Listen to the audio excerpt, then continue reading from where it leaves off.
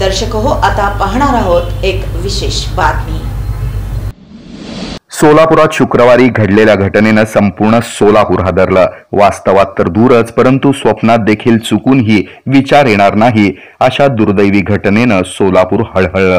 ती घटना म्हणजे प्रसिद्ध मेंदूविकार तज्ज्ञ डॉक्टर शिरीष वळसंकर यांनी स्वतःच्या डोक्यात गोळ्या झाडून केलेल्या आत्महत्येनं। आणि क्षणभर सर्वसामान्यांना प्रश्न पडला, ही समृद्ध आणि प्रसिद्ध लोक देखील आत्महत्या करतात काय? आपल्याला वाटतं की पैसा, प्रसिद्धी, समाजात मान सन्मान मिळाला की माणूस आनंदी असतो, त्याचं जीवन सुरक्षित असतं। पण सध्याच्या घटनाक्रमाकडे पाहिलं तर ही समजूत चुकीची वाटते। अगदी उच्च शिक्षित, प्रतिष्ठित, समृद्ध लोक जे समाजात मार्गदर्शक म्हणून पाहिले जात होते, त्यांनी आत्महत्येसारखं टोकाचं पाऊल उचललंय।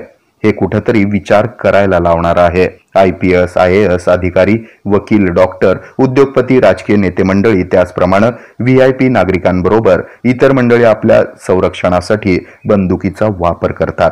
शासनानं घालून दिलेल्या निकषामध्ये आणि नियमानुसार पोलीस आयुक्तांच्या निकषांमध्ये महत्त्वाचा व्यक्ती असल्यास त्याची पडताळणी करून बंदूक देण्यात येते।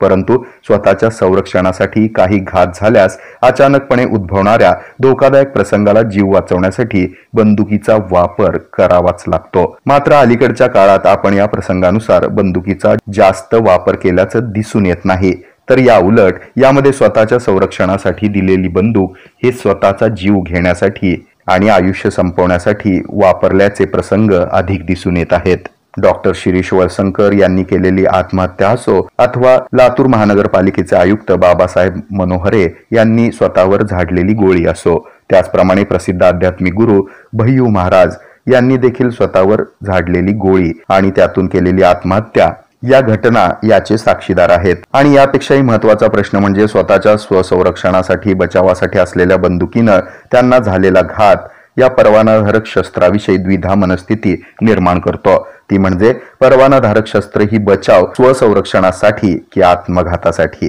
पण हे मुळात घडतं कशामुळे याचा सारासार विचार केला तर माणसाचे विचार हे देखील शस्त्रा इतकेच धारदार आणि प्रसंगी जीव घेणे असेच म्हणावे लागतील। राग, त्रागा, तणाव हे क्षणिक असतात, परंतु त्यातून अशा काही घटना घडणं म्हणजे दुर्दैवच।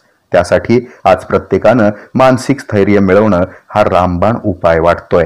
सकारात्मक विचार आणि वेळप्रसंगी सारासार विवेकानं जागी होणारी आत्मबुद्धी ही शस्त्र सध्या स्वसंरक्षणासाठी बंदुकीसारख्या शस्त्रापेक्षा उजवी ठरतील, हे मात्र नक्की। हे आहे मेट्रोकास्ट केबल नेटवर्क आणि आपण पाहत आहात द न्यूज प्लस बरच काही।